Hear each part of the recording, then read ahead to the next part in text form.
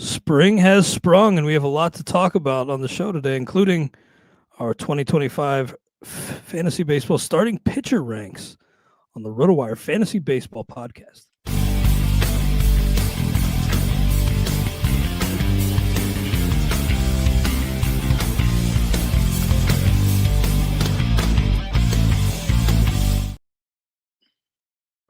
Welcome to the RotoWire Fantasy Baseball Podcast, brought to you by Fantrax. I'm Clay Link of RotoWire here with FSWA Hall of Famer Todd Zola. Todd, we had some snags getting going, but we are in motion now, and good to be talking with you.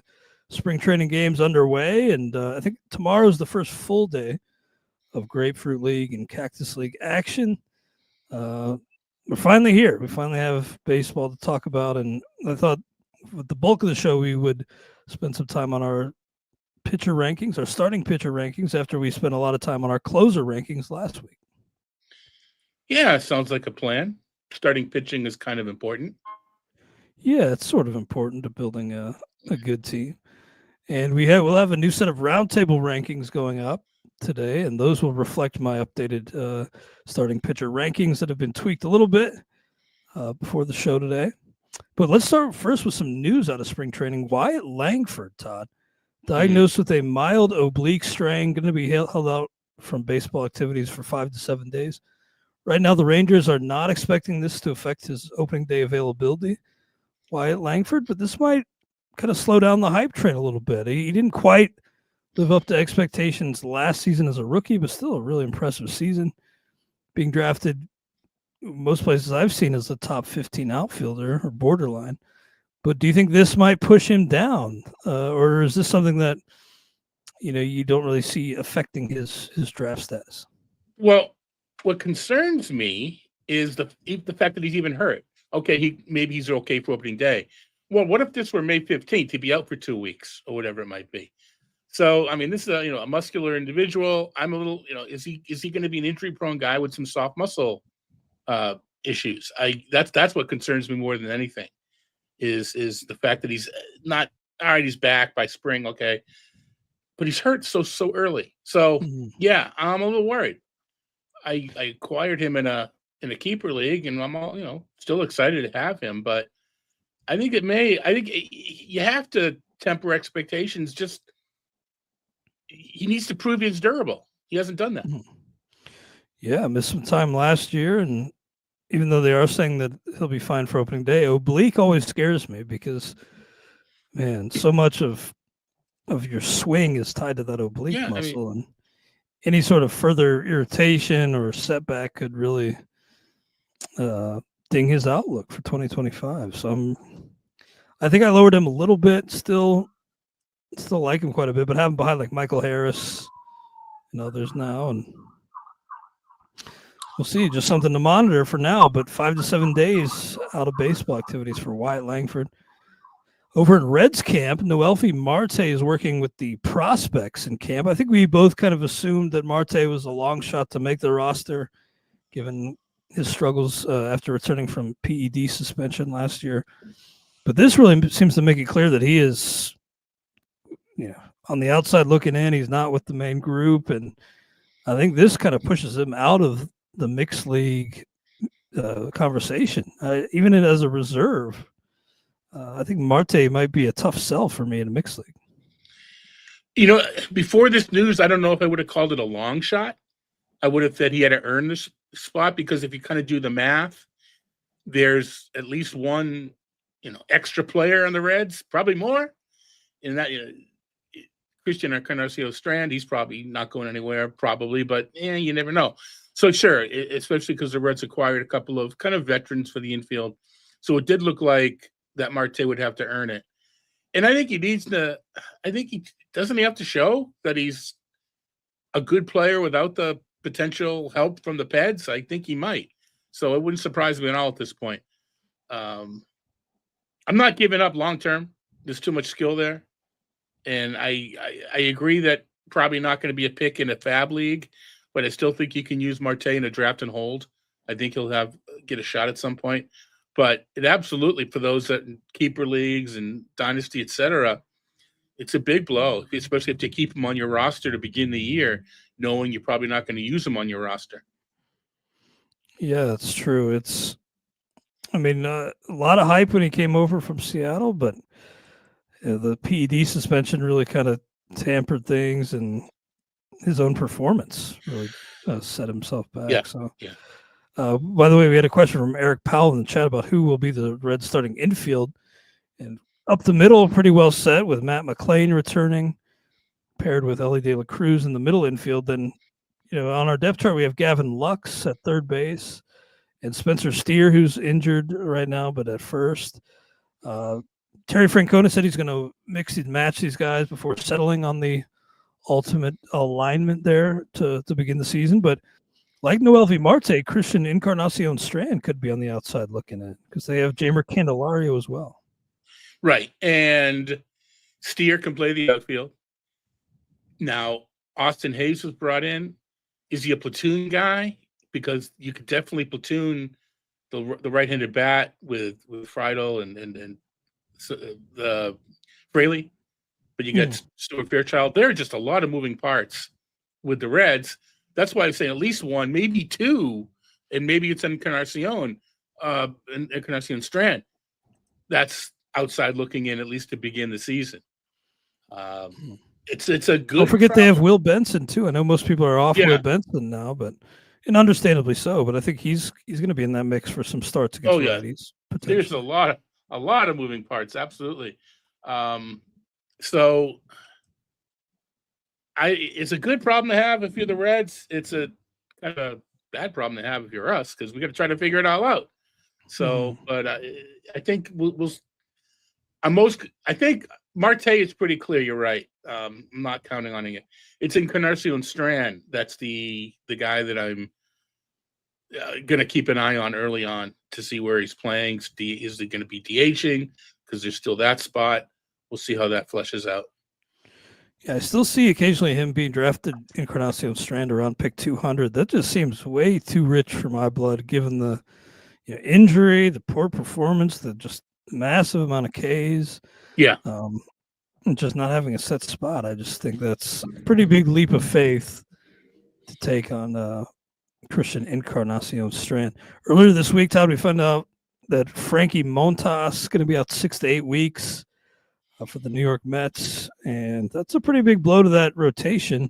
They were talking about 6-man to start the season. Maybe they still do go 6-man with like Tyler McGill, Griffin Canning, Paul Blackburn also in that mix. But Frankie Montas, with this injury, probably out until mid-May, I would assume, hoping to pick a ball up again in 4 to 6 weeks, but then he'll need maybe a month or so to log essentially a spring training and build up his arm strength. So this will result in a pretty hefty tumble for Frankie Montas, but where one door closes, another could open for a guy like McGill or Griffin Canning. Any interest in either of those guys?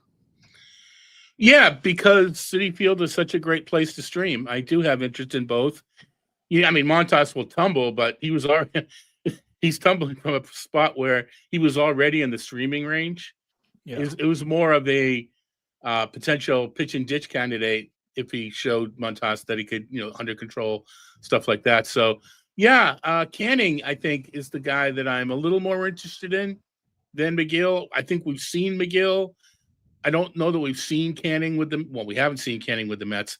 It's more about the interest in the unknown than anything else.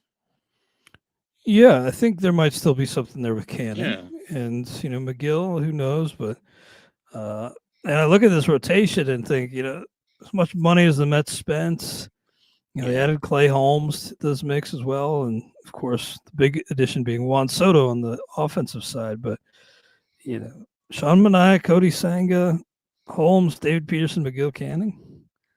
I mean, that's not really the rotation that I think is going to win a pennant. I'm not getting the warm and fuzzies, Yeah, exactly. And if they especially when the depth is already getting stretched thin. Yeah, and if you re-sign Jose Quintana, doesn't move the needle. It's no. It's interesting. I mean, all right, you've got Soto for 13 years. It's not as if it's this year or bust.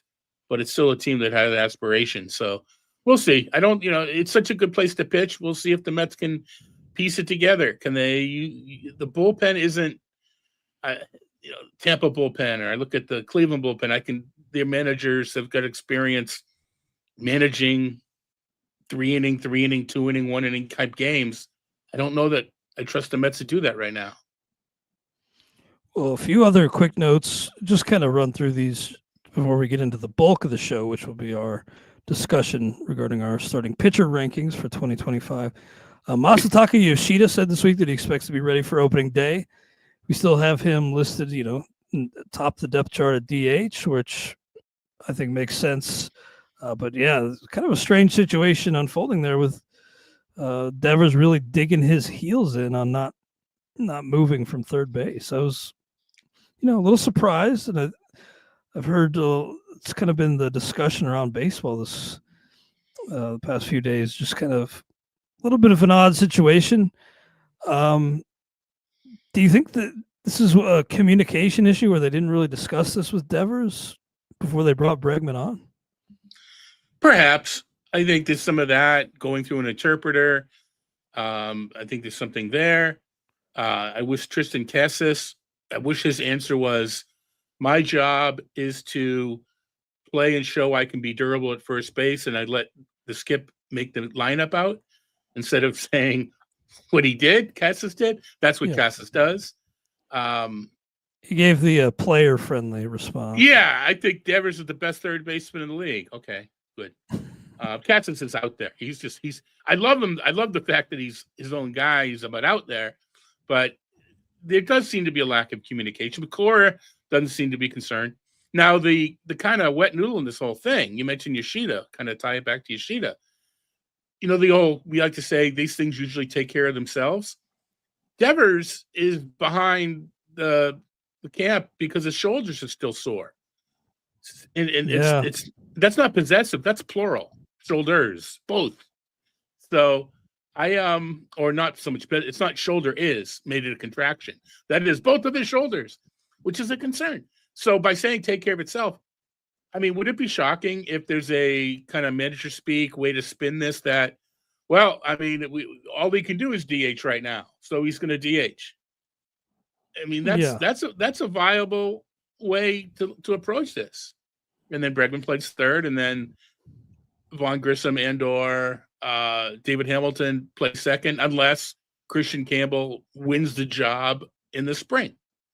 So Yoshida, to me, could be the odd man out through no fault of his own. It just might be Devers because he can't throw right now is the problem. Now, the sore of the two shoulders is supposed to be the left, which is the non-throwing shoulder. But even so, this bothered him last year. You would think if it was soreness, it would be gone by now. Yeah, that's definitely something that's lingering for Devers, and we'll have to just wait and see. But I think Christian Campbell, who you mentioned, is really an interesting piece of this, because it sounds like they really, I don't know if they want him to win that job. The quote I saw was that they're giving him every chance to win that job at second base. I think their best defensive alignment would be, Campbell at second, Bregman at third. Oh, sure. Devers at DH. But, maybe Campbell has to force his way up to start the season. That's kind of what Casas, he kind of said, hey, these young guys got to earn their spots. So. On the other hand, you've got, off the top of my head, you got Jackson Jobe and Jason Dominguez, the Martian, kind of leading the pack for Rookie of the Year and getting that extra draft pick. If Campbell and/or Anthony breaks camp with the team, I think they both qualify as far as top 100. They fit the criteria. There could be incentive for the Red Sox to try to get an extra draft pick.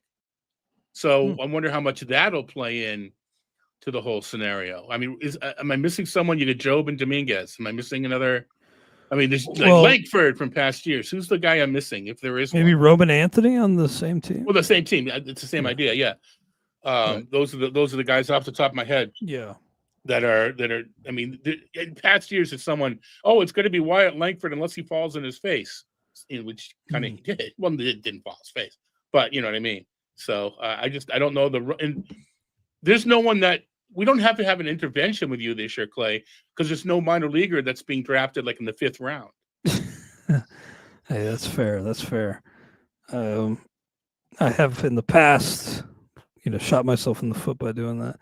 And look, I got to say, I'm not trying to bully Devers or anything here, but, I'm not aging all that well myself, but I saw Devers answering questions at that little press conference. I was a little taken aback at the size of the young man. Maybe a little out of shape to begin camp. He's always this way, and it makes it because he's sitting down. Now the thing, I mean, I'm sitting down. I look heavier. No, I'm not. Well, anyway, the other thing is, kind of Red Sox fan. If there's one person on this planet who is equipped to take Rafi Devers out to lunch and have a talk with him and extol the virtues of being a regular DH, I'm pretty sure they have that player or that person on speed dial. Yeah, Mr. Big Poppy. Yeah, that's who you're referring to. Obviously. Yeah, well, not Edgar Martinez. Wouldn't you expect? I mean, we hear Dustin Pedroia recruited Bregman. I think it would be great if we hear that David Ortiz took Rafael Devers out to lunch, probably one of Poppy's restaurants, one of his own restaurants, and had a little chat with the man. Yeah, I think. I don't know. I think there are quite a few guys recently who've expressed that they don't like DHing. Yeah, which I guess there is something too, like coming out of the field, maybe losing your rhythm a little bit. But we talked Langford. Short sample, but Langford's numbers were better as an outfielder last year. Anyway. And who's the other guy? Not Yoshida, but who's the other guy who says he doesn't want to DH? I'm blanking on it, but not sure. But I mean, I understand. Money wise, it's not. It's this early in your career, and it's kind of a slight. But Seiya Suzuki is the guy I was thinking of. Right. But it doesn't look like he'll have a choice. No, and that's the thing I don't understand either. Is granted, you guys aren't going to say Zola write up hockey, but if you did, I'd say, all right, well, do whatever you want me to do. That's my job. So this whole idea about the players having this much control, and that goes back to what the question asked earlier. Why wasn't this hammered out? Why wasn't this taken care of before everybody got to the microphone?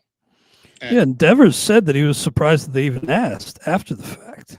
Yeah. It's does seem like a little bit of a communication issue there. Communication breakdown. Led Zeppelin. Yeah. Anyway. A couple of just real quick notes. I'll just throw these out there before we move on.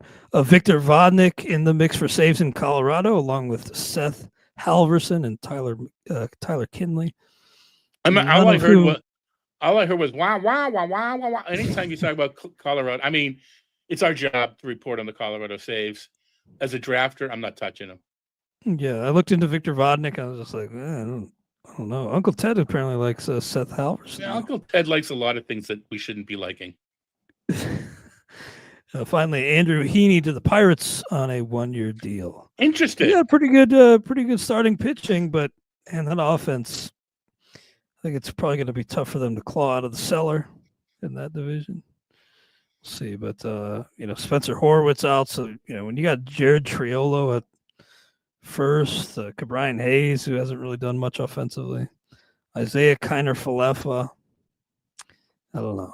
I still think they're going to probably be at the very bottom of that division. The Seattle Mariners of the NL, right? Not quite that far yet, but the playoff-worthy pitching can't hit out of a paper bag. All right. Well, before we move on to the bulk of the show, talking our starting pitcher rankings, let's pause briefly. Those of you watching live will be back momentarily, but we'll pause for a quick prepaid word from our sponsors.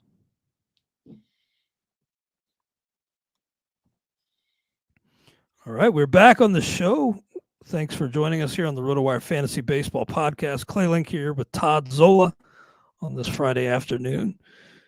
Good to have spring training games underway and our first full day of spring training tomorrow in terms of games. And an important topic today, Todd, the pitcher rankings. I have my top 25 here, so we're going to start at the very top. We may work deeper than that, but want to start at the very top of the list here. And my number 1 is Paul Skeens. Number 2 is Tariq Skubal. Most people I've seen have those guys 1, 2 in some order. But do you think there's anybody else who has a case, Todd, to be the number 1 pitcher off the board this season? No, not as a case. I mean, if you give me one of those two or the field, would I take the field? Probably, just because that's the smart bet. But yeah, no, I have Skubal and Skeens. I think they're 1, 2. SK is a good way to start a name if you're one of the top pitchers. Yeah, that's true. I think Zach Wheeler, I have him third. Just a little bit behind those guys because of, he's been around a while, hasn't really shown that upside, but man, he's really a nice fallback if you miss those guys. Are you willing to spend a second round pick on Wheeler? I'll put it this way. I believe he deserves to be ranked there. Would I, so the ranking and projection wise, he deserves that spot. Would I draft? That's not normally where I go with drafting pitching. But if Wheeler were to fall to the turn, say you got a first or second pick and he falls to that turn, even in a 12-team league, and you got two really good hitters, and then also Wheeler, that'd be tempting. Yeah. I guess I still have it in my head that the Phillies defense is pretty bad. That's still the case, isn't it? I think it's a little bit better. Max Kepler is now out in the outfield, isn't terrible. You got Brandon Marsh, Rojas, and Castellanos is just Castellanos. Yeah. Is Bohm getting better? I don't know. Trey Turner, you'd think he'd get a little bit better. So I think it's average at best, but it's not the greatest. It's not like when they had like Schwarber and Castellanos. Yeah, Realmuto's getting a little bit up there now. He's crouched a lot. They're talking about using Realmuto in left field as a platoon partner for maybe Max Kepler, and then Rojas and Marsh in center. So not great. Why am I spacing on their second baseman? Oh, Bryson Stott. Oh, Bryson Stott, right. Yeah, I took him in that first pitch draft and kind of like his value this year. Right. Stott. But next up behind Paul Skeens, Tariq Skubal, and Zach Wheeler on my top 25, Mr. Garrett Crochet, the new Red Sox. And Alex Coors said, hey, it looks a lot like Chris Sale, just a little bigger and beefier. So that's pretty nice. I do still worry that after the inning spike last year, the Crochet's arm could just fall off this year. But I'm trying to get past that because does he come with any more inherent injury risk than anybody else? I don't necessarily think so. I think you can take and they gave him the kid glove treatment. Yeah, I think you can go the other way and say that it built up his arm. I'm not worried about how far Crochet can pitch in. And I think the White Sox did the Red Sox a huge favor the way they handled him. And Crochet was better earlier in the year when he was pitching 6 and 7 than when he was going all out for 4 1/3. It was later in the year, maybe have something to do with it, but he was pitching up better when he was letting it trying for 6 or 7 innings early on. I'm not the guy that's gonna say you have him too high. I think some people may say that Crochet's too high for you. I don't. I mean, I have him 5th. So I mean, 4th, 5th, whatever. Yeah. And you don't have to draft him that high. His ADP is a little bit lower than that. You could get him as a. Well, I think more so lately he's starting to creep up. Okay, I'm not. I'll be drafting TGFBI in a couple of weeks. I'm not as familiar with the NFBC ADP as some of the people that on the show and on the station. I've done a few 12-team drafts to get acquainted. So I'm going to miss on those things. One thing I've done in recent years, over the years, but more so this year, I'm trying to funnel and filter my ADP data by date because things really do change pretty quickly in the market. And I want to have a better idea of the market than just an overall list. I want to see more so the past month. Oh, absolutely. So that's just something that I'm doing more this year. And they let us do that. It's very easy to do. And I should point out sort of the universal disclaimer. ADPs, I mean, NFBC is all that really is out there. And I hear people comparing their ranks against the ADP. And if you're not familiar, if you seriously haven't played NFBC and understand how it goes, I don't want to say you have no right. That's a little harsh. But you have to understand that, if you're thinking about your home league or you're thinking about your work league or any non-NFBC league, it's a different animal. NFBC is its own environment, its own economy, its own way of looking at things. I'm more the way you're doing. I like this because you're talking about your rankings within himself. I think if you look at the ADP, don't worry about the raw number. Logan Gilbert's whatever. Look at the ranking within the ADP and compare that within your ranking. Don't worry about. I'm not going to take that guy at 32. Don't worry about taking him at number 32. Is he the 5th starting pitcher or the 10th starting pitcher among the ranks? So I said I had Garrett Crochet 4. You said you had him 5. So who do you have 4 behind Paul Skeens? I got Logan Gilbert. I got Logan Gilbert 4. There's some risk there, in that it's. And I'm a little biased. Not so much biased, but again, know your NFBC ADP. Love strikeouts. Love strikeouts. So it's a risk drafting Gilbert for the ratios and saying, I'll stream and I'll get strikeouts later. The NFBC mindset isn't doing that. They want the strikeouts early, and then they'll worry about the ratios later. So my more formulaic way of doing it, now you have to trust that Gilbert's ratios are to come through. There's some risk there. There's a lot of risk there, even with Seattle as the background, but it's still risky. Well, I'm glad you mentioned Gilbert. I have him 6 behind Crochet, Chris Sale, and the others we've mentioned. But I'm glad you mentioned him because I've been seeing stuff lately. I think Dalton Del Don had something just recently, a few other writers before that, suggesting that Seattle is actually the most extreme park in baseball, skewing favorably for pitchers. More extreme than Colorado, which really kind of boggles my mind a little bit, because you don't think so? No, it's for runs. Colorado is still extremely good compared to how Safeco is extremely good for hitters. It's now relative T-Mobile to park. Relative. You know what? We need to go through this because there's 3 or 4 parks. Guaranteed rate is just now rate. Minute Maid, I think, is Dakin. So I need to have us not get called out. I need to kind of spend 20 minutes and go to Wikipedia and make sure I get all the new names. Anyway, it is extreme. The whole batter's eye scenario where some hitters hate it. I think if you look at the raw numbers, Coors inflates runs 40%. Safeco, T-Mobile does not deflate runs 40%.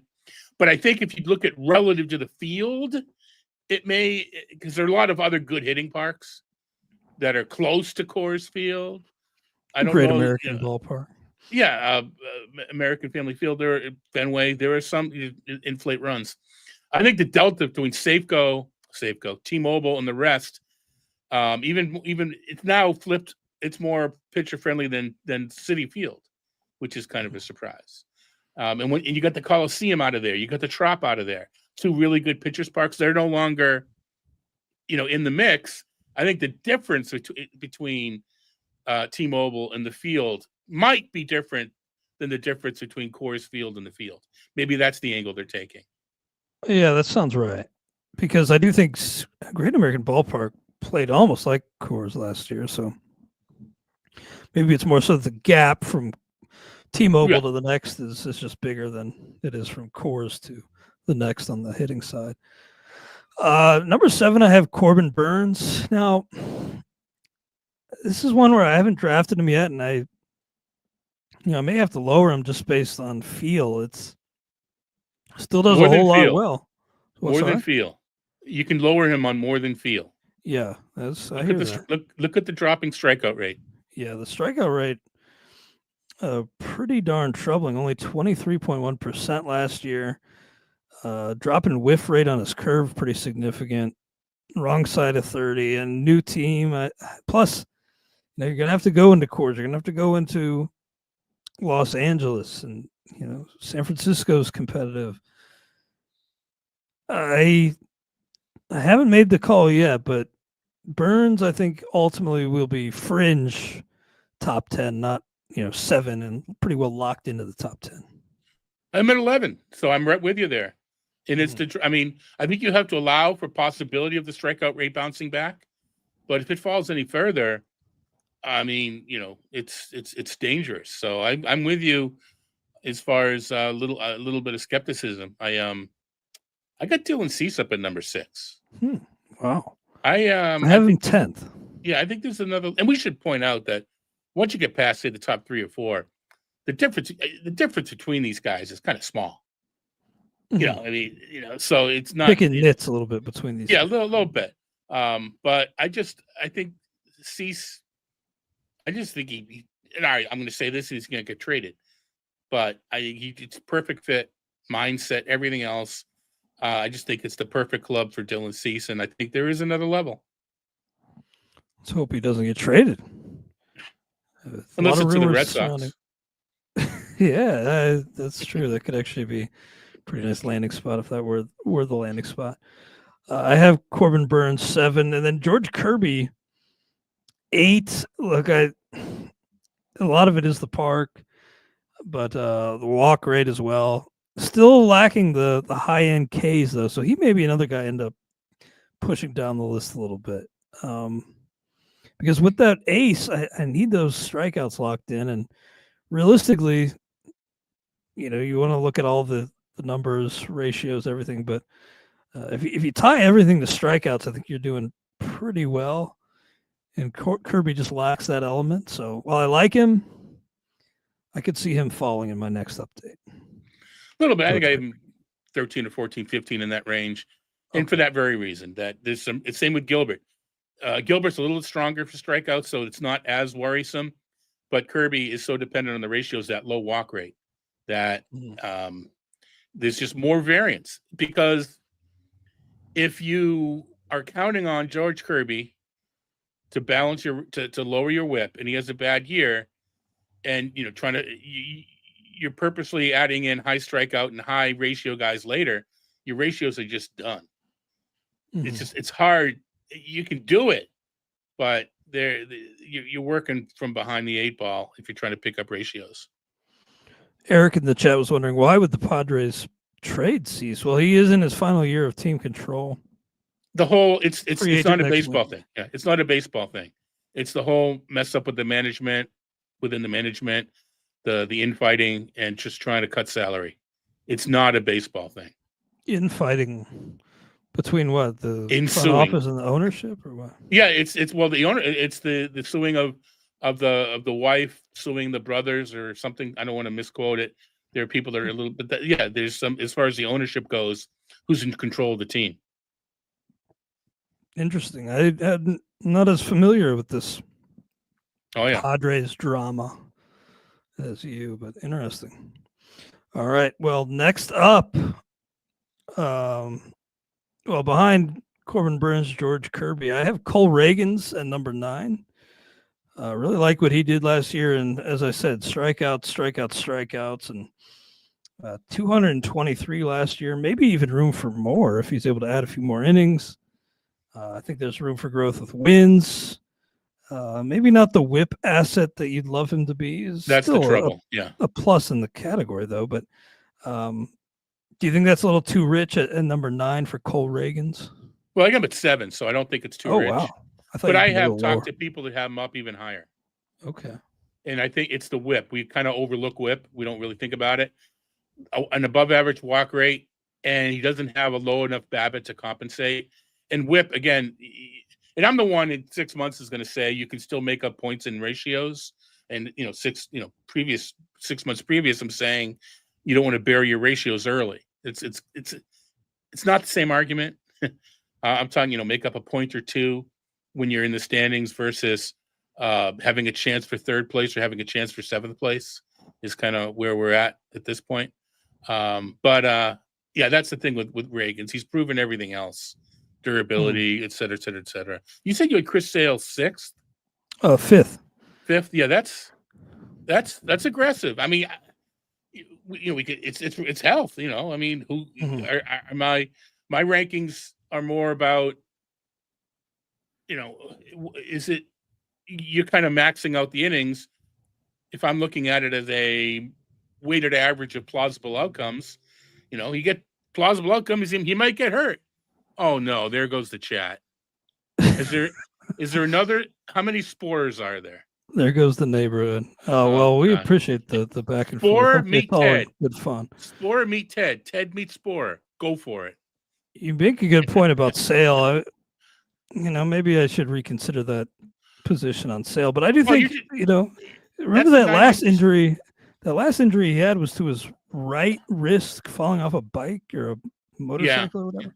Well, He's it's a actually been 90th. pretty healthy for the past few years. But. Yeah, it's a 90th percentile projection, and that's fine. I mean, Mm. I'm not drafting the 90th percentile projection until later in the draft. Yeah, I think maybe I'll have to pump the brakes a little bit because, well, the last draft I did with you as part of it, I drafted Skeens in the first round, and I think Reagan's in the fourth. So I mean, I love that tandem. Yeah.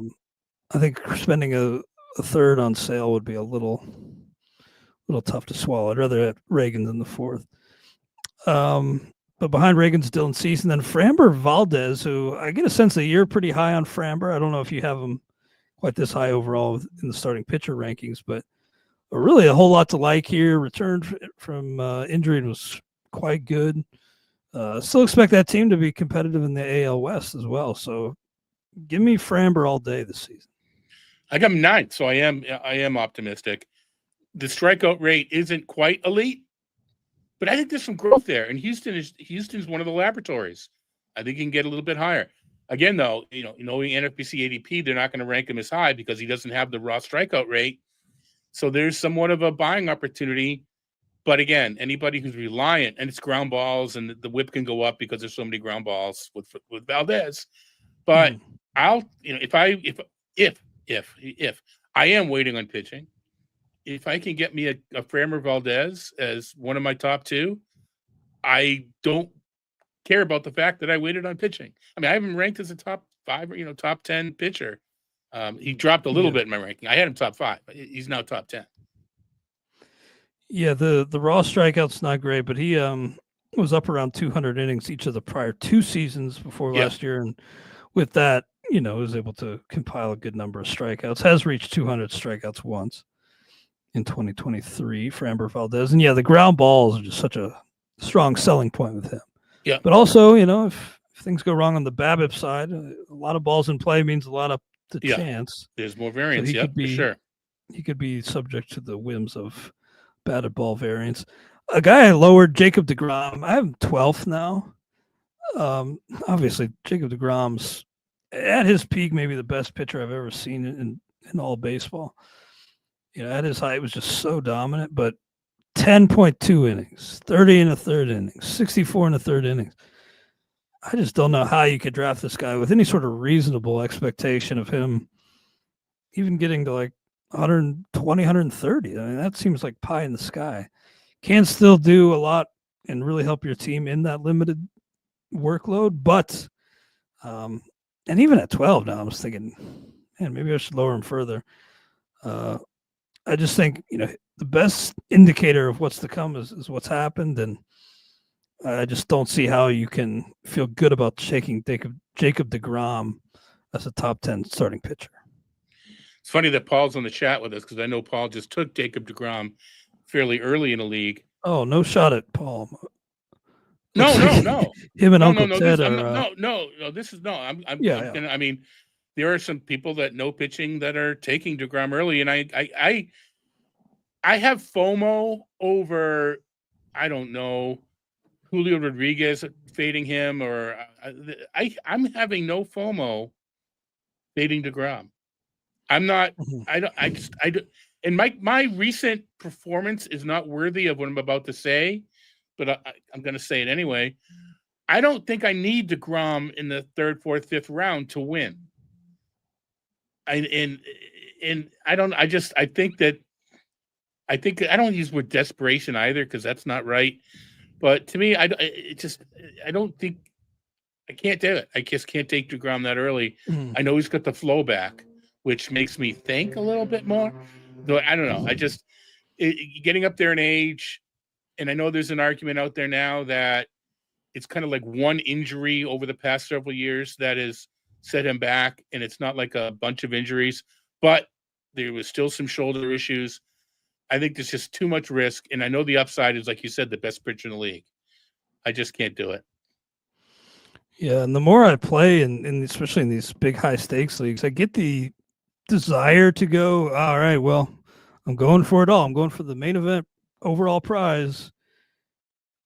Take a chance like this. I don't think you have to do that, like you said. I think it's been proven that you don't have to do that. And actually, I think you're doing yourself a disservice if you go chase a guy like that. Well, it looks like, by the way, that we have a fun little rivalry brewing in the chat between Spore and Uncle Ted. There we go. Might have to get them in a steel cage at some point. That would be fun. This is supposed to be fun too, what we're doing. And let's be honest, we play a lot of leagues. So do I want to have Jacob deGrom in a league that maybe I'm not putting my life savings on? Yeah, that would be fun. So I think that I like to give advice as if I'm in one league and one league only, because that's the player I would or would not take. But let's be honest, that's not the case. Yeah, and I've fallen victim to that in the past, where I think, especially, gosh, I hate to admit it feels like a lifetime ago, but like, the Alberto Mondesi years. Oh yeah. Oh man, I got to take this guy. I got to chase that overall prize. Well, I think that's short-sighted, narrow-minded, but looks like that feud is all in good fun, which we love to see. Next up, I have Blake Snell, 2-time Cy Young winner. Very well could win his 3rd Cy Young with the Dodgers. We know that this has become a real ideal, preferred landing spot for a lot of free agents, given what the Dodgers do to help develop talent, put talent in the right position to succeed, and of course the winning culture there. 13 feels about right for Snell for me. He's been up and down in terms of performance, only 104 innings last year. But I think if you throw away that, 19 and 21, but over the last 3 years, he's steadied himself and pretty good in terms of performance. Workload might be a little tough to pin down. I'm an 8th. So I'm just as confident, if not a little bit more. And I think you just mentioned it, workload. I think Dave Roberts is going to be very creative. And I'm not sure that he's going to restrict Blake Snell as much as he restricts the other guys. I think there's enough flexibility, and he's shown he's willing to go with Johnny bullpen, that you can kind of keep Snell on a regular schedule and not have to restrict him to once a week. At least early, let's say when Ohtani gets back, etc. But I think I may be expecting another 15 innings from Snell that others aren't. Well, we'll pause briefly. We'll get back to our starting pitcher ranks here, but I got to take care of a little piece of business from our friends over at Fantrax and also at Edge Boost. We'll start with Fantrax.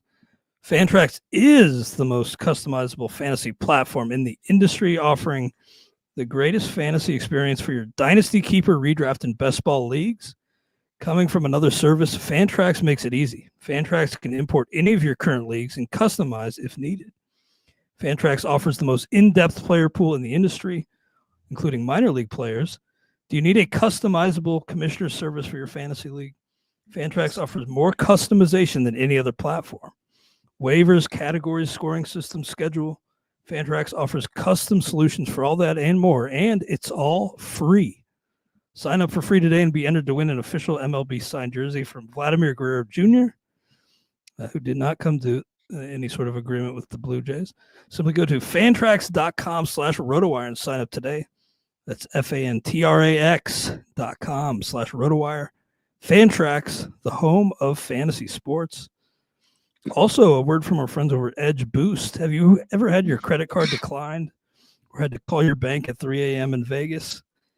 Edge Boost is the first consumer-facing online bank dedicated to the gaming industry. There are numerous benefits to using Edge Boost, including $250,000 per day in debit deposits, unlimited withdrawals, cashback on sports betting, DFS sweeps, deposit $25, get $25, 100% approval for all gaming activity, financial segmentation for discretion and responsible gaming. Compatible today for prediction markets, iCasino, DFS, sports betting, lottery, brick and mortar casinos, horse racing, and sweeps. No transaction reviews and or account freezes. Visit edgeboost.bet today and use promo code ROTOPOD. That's promo code ROTOPOD. We appreciate their sponsorship. We will get back to our starting pitcher rankings for the 2025 season. Behind Blake Snell, I have Garrett Cole, and man, I really got burned last year. I had a draft the night he got hurt. Remember that? I mean, you probably don't remember that specific draft, but he got hurt. We're kind of waiting to see. I took him in like the 5th round. It was a pretty detrimental pick at the time, actually. Still quite a bit to like, but I think also pretty clearly on the downswing. Only 95 innings. Maybe there's some room for a performance rebound, but I don't think that's a lock. I have more FOMO with Cole over I do DeGrom, just because I think there is. I want Cole somewhere. I don't know where. That's kind of the thing. I think there's a downswing, but it would be a downswing at this point anyway in his career. All those innings, high pressure innings, etc. But is it being masked by being hurt? Kind of weird injuries last year. So I am not having that spider tech. Maybe he kind of Cole. I mean, those short sample analysis. Right away it mattered, then it didn't matter, but then it kind of went back to mattering again. So what was going on there? Anytime you're using 2 or 3 games to make a judgment of that nature, it's a little bit, slippery slope anyway. Where do I got Cole? I just clipped off my Excel list. I've got Cole a little bit lower than that. And I've got him. No, you know what? I don't have him a whole lot lower. I've got him 16th. So we're kind of in the same neighborhood. I saw signs that there could be a rebound, but again, it's to what level? Not nearly the salad days, and one of the things too is because innings are so condensed in this range, he's not going to get 200 innings anymore. Well, no one in this range is going to get 200 innings anymore. Yeah, so that kind of sooner or later, nobody's going to be getting 200 innings. Yeah, it kind of level. We'll get to Logan Webb a little bit, which is one of the reasons he's ranked as high as he is because he's going to get 200 innings. And enough strikeouts with a lower rate to make it worthwhile. But anyway, point being, I'm kind of with you on Cole. I don't think I've drafted him yet, but I agree with the ranking. Next up, I have Michael King at 15, and then Yoshinobu Yamamoto at 16. I might flip flop King and Yamamoto though. I don't really have a great reason for it. But just call it gut instinct, I guess. But Yamamoto getting that early start in Japan and the Tokyo Dome, which I'm excited for that series. It'll be here before we know it. Michael King is good. I just think there's more upside with Yamamoto. And I kind of have just kind of a placeholder rank on King. It feels like where he should be, but push comes to shove. If I have to click that draft button, I might be a little hesitant, but sub-3 ERA each of the last 3 seasons now for Michael King. Right, only one of them. Only one. It was the full-time starter, so I don't know if we can say only one, but there is that caveat. I have King a little bit lower. Yamamoto. I actually had Yamamoto a bit higher, but and he's still 18th. He's still a solid SP/1/2. Well, 12-team league, he's solid SP2. But I think Yamamoto, and it's just a matter of if you're willing to manage him, because I think there are going to be times when Yamamoto's scheduled to work later in the week, and you have to rush to the admin panel in RotoWire to put a note that he's being pushed to Monday, stuff like that. I think that's part of the, already some of the Dodgers going to get fewer starts. I think we're going to have to, it's going to be a little bit of a chore managing them too, because I do expect to see some last minute on a whim, shuffles of the rotation. 17, I have Bryce Miller. 18, Pablo Lopez. 19, Aaron Nola. And 20, Luis Castillo. So that's 4 Seattle Mariners in the top 20 among pitchers. They have the best rotation, best park to pitch in. Castillo being 4th among that bunch. If you would have told me that last year, probably would have been a little surprised. But, man, that changeup, which used to be such a deadly weapon for him, not as effective. And so I think you take that away, he kind of loses his best offering. Fastball's still pretty good. Well, I think better results on the fastball last year. Sorry. It's the fastball's down a tick and a half. So Oh, wow. is that the reason that the changeup isn't as effective? It might be. I mean, because they feed off each other. And I still like Castillo. What's also weird about Castillo, and you're familiar with this from following the Reds, he by design was an extreme ground ball pitcher with the Reds, and he's kind of turned into a fly ball pitcher with the Mariners, and it's where as you should be in that cavernous, extreme pitcher's park. Mhm. I think it's interesting that he's flipped that. That should help the whip. The homers have gone up a bit, but the whip is down, the walks are down. I think Castillo is a little bit.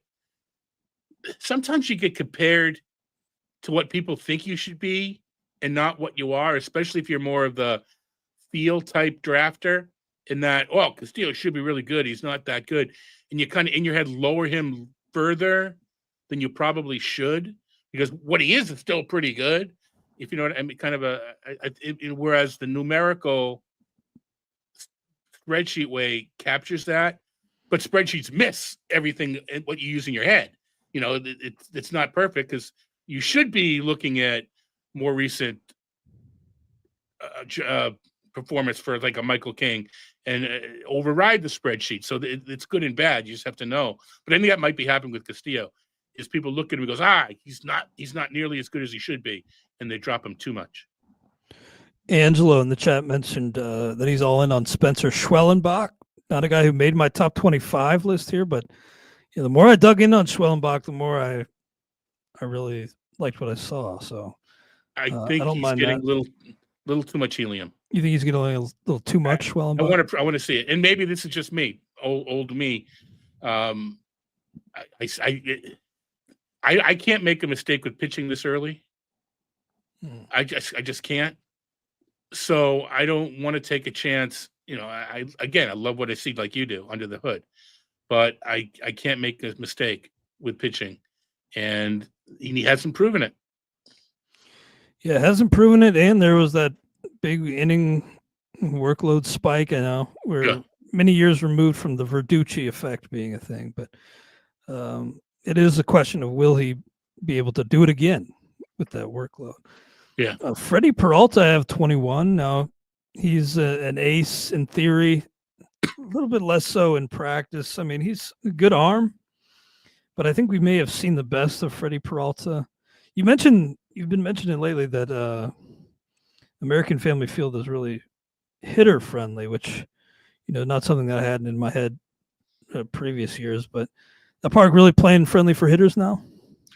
I think it is the best park for home runs. Huh. That doesn't Even mean over Great American, huh? Yeah, that doesn't mean it's an overall hitter's park, because if the fences are shorter, outfield plays in, and the fly balls are caught, et cetera, et cetera, et cetera, as happens in Yankee Stadium. The other thing with American Family Field is it's two different parks. A place like Globe Life, I mean, the roof's almost always closed, except maybe in April.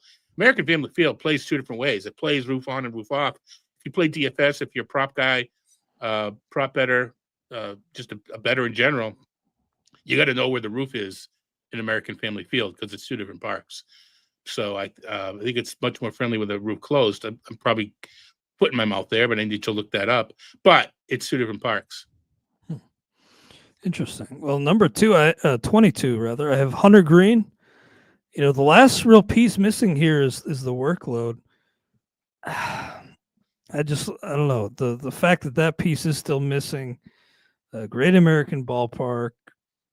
I love the stuff, and obviously, Terry Francona, I think, is going to be a huge addition for this team. Oh gosh, yes. I mean, just unbelievable, and especially coming in with a team with this much talent and kind of changing the culture, improving fundamentals. I just think it's going to have a big effect up and down that roster. But Hunter Greene, I'm still a little skeptical on that price.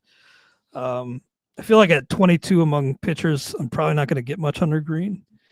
I think it's just a matter of will he get up much past 150 innings, 150 in the third last year.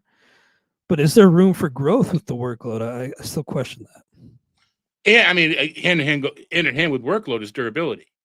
Yeah. He hasn't shown he can stay healthy over the long stretch. especially throwing what he's throwing, as fast as he's throwing.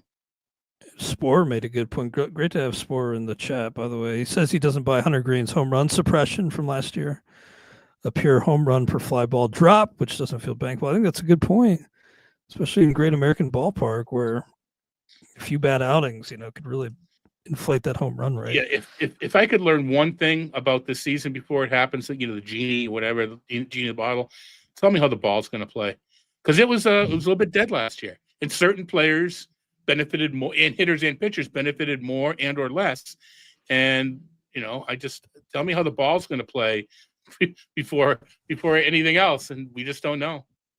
Do they know? That's the question. Does MLB know? Rounding out my top 25, I have Shota Imanaga, 23, Logan Webb, Max Fried. I was tempted to put Roki Sasaki in that mix. He just missed the cut for me in the top 25, but realistically, until he proves it, I can't really do that. Plus innings questions.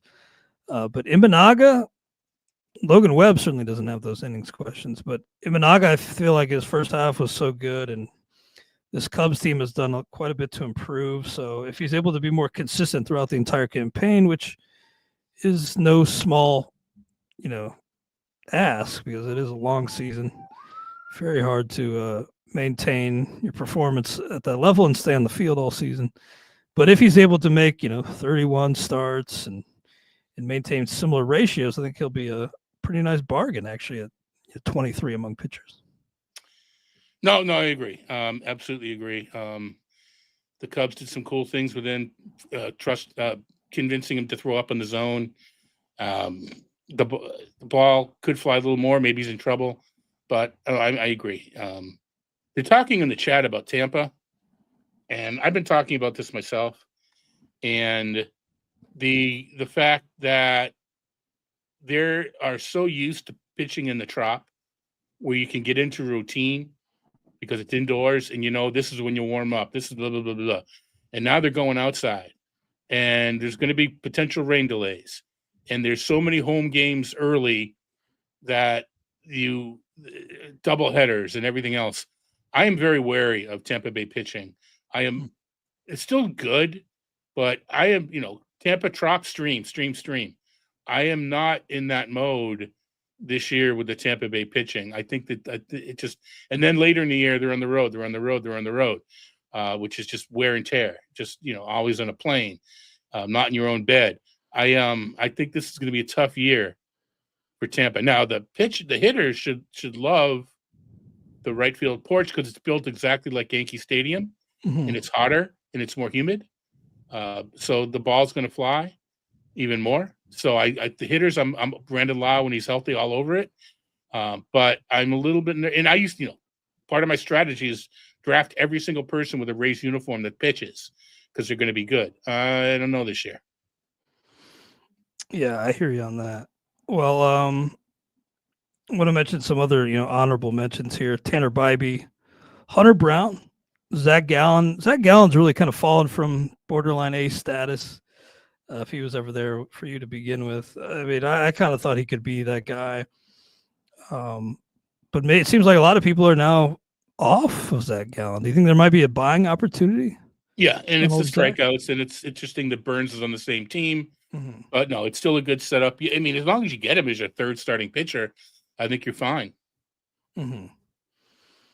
Yeah, I'm with you on that. We had a couple questions I want to get to. Christian in the chat wanted to know if we're comfortable taking Gallen, Peralta, Nola. I think Nola I'd be most comfortable out of that group. I know he's kind of a number two. He's not going to give you ace production, but for me, I actually like Nola the most out of that bunch. Yeah, no, and this is where I live as far as pitching goes, because I am waiting a little bit and I'm not getting the ace. I know you've got Max Fried at 25. I got him at 15. I mean, I'm way ahead of the field. I mean, what am I missing? Good question. I think it's just that move to Yankee Stadium. But Yankee Stadium actually suppresses runs. And how does it play for right-handed power? I guess for right-handed power, it's not bad either, right? That's the thing. Yeah, and it right, because it is a long left field. And sometimes that the park factor for right-handed batters is influenced by the off field, and um, Judge and Stanton for a while could go opposite field, and it skewed the right-handed park factor. So maybe it's driven by the park factors. And the thing, Zola, the projector, has got free, I don't know, 10, 11, 12, but I don't have to take them there. I can I could take 3 hitters and start my staff with Valdez and Fried and have 2 of my top 10 pitchers, in my own rankings. Everybody else is like, you got terrible pitching. So, we'll see what happens. We'll see what happens, but I'm into Max Fried. I get the case and I don't dislike him. I just think, I don't know, could be an adjustment year a little bit. Also, we talked about the Mets rotation and them having some blow up potential. I also look at this Yankees team, and I know it might sound crazy because they were, in the World Series last year, won the pennant, but I kind of see some sneaky downside for this Yankees team. Paul Goldschmidt's a dinosaur. I think Jazz Chisholm's way overdrafted. I do too. DJ LeMahieu. I mean, come on. Which is why, as a Red Sox fan, I want one more move. And Stanton, I think it's open. Yeah. It's Stanton. No timeline for Giancarlo. I would have to assume he's out to start the season, but we'll have to wait and see. They do have Cody Bellinger now in center field, which it takes a little bit of the defensive pressure off Aaron Judge. But I look at this team, it feels like for a team that was in the World Series last year, there's some shaky spots on this roster. Now I'm going to put you on the spot, Todd, because we had a question. Let me find it.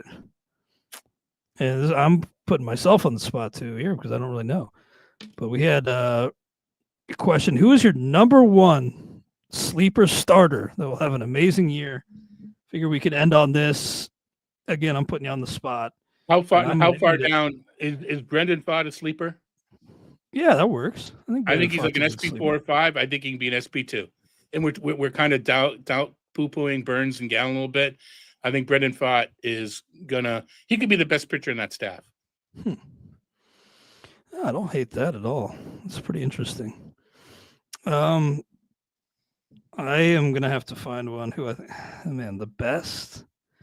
I'll find a one ranked a little bit lower because that may be ranked a little higher than. I think that's a pretty good one. I have him like in the 200s. I think that feels about right. But if you think of another one, by all means, I gotta say, this you made fun of me earlier for loving these young prospects. I have tried to get away from that, but I do think Kumar Rocker is really interesting. Yep, I do too. Having 262 overall.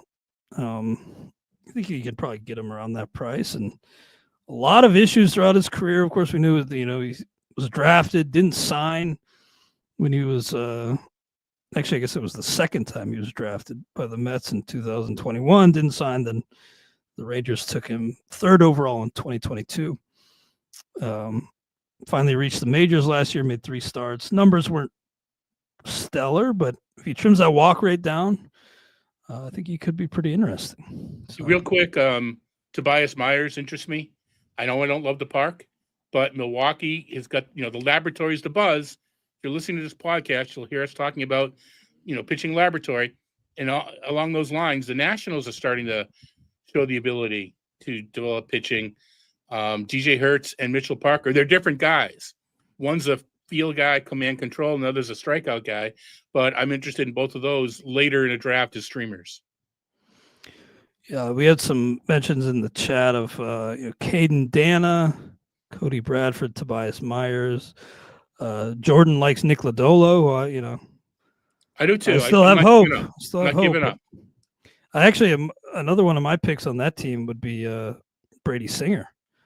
Yeah. The more I looked into Brady Singer and how he fits in Great American Ballpark, the more I liked it because ball down. I think him as a righty in that park, he's just a good fit. And I just like overall what we're looking at here. Heavy sinker approach, that should mitigate some of that power. Yep. But yeah, really good stuff. Appreciate all the lively conversation in the chat. Catching up on some of the stuff. Sorry if I didn't get to your question. There was a question about Ronel Blanco, who I don't hate at cost. Feels like it was a perfect storm for Ronel Blanco last year, and he did have a foreign substance suspension, didn't he? Well, the thing with Blanco was he was very lucky early, but the way to fend off regression is to pitch better, and that's what he did. He pitched better. He regressed. In other words, what he couldn't control got worse, but he pitched better. So I'm with you there. Mitch Keller's the guy, and you guys have to give me an intervention. Maybe I'm still on him. He's my Jose Barrios in that. Yeah, we all have those types. Yeah, I keep seeing another level of Barrios, or I did keep seeing it, and I never got it. I'm seeing that with Keller now. I keep seeing another level. I watch him. It's like, why is he not striking that guy out? He just keeps fouling the ball off. Put him away. So I'm still on Keller. The price keeps dropping, so I keep staying on him. But yeah, he's another guy. Well, awesome stuff. Appreciate all the insight, Todd. Anything else on your mind that you want to mention before we sign off today? Oh man, it's baseball season. Let's just let's have some fun. Looking forward to doing this with you every Friday. I'm gonna be in Florida a couple of weeks. Probably won't get to do it. Get to have a guest on, but it's so good. Starting to see the fruits of we kind of work in a vacuum. You know what I mean? We're doing what we're doing. We're plugging away, and then we start to see the Earth League boards being posted, the TGFBI lineups or rosters, leagues being talked. So it kind of like that's why we were doing that all winter long. So it's fun time. Awesome, yeah, man. It's a long winter prepping, and it's finally fun to put all that prep to use and try to make the most of it. Appreciate all you guys stopping through. Love having you, and hopefully you'll join us next week on the RotoWire Fantasy Baseball Podcast, brought to you by Fantrax.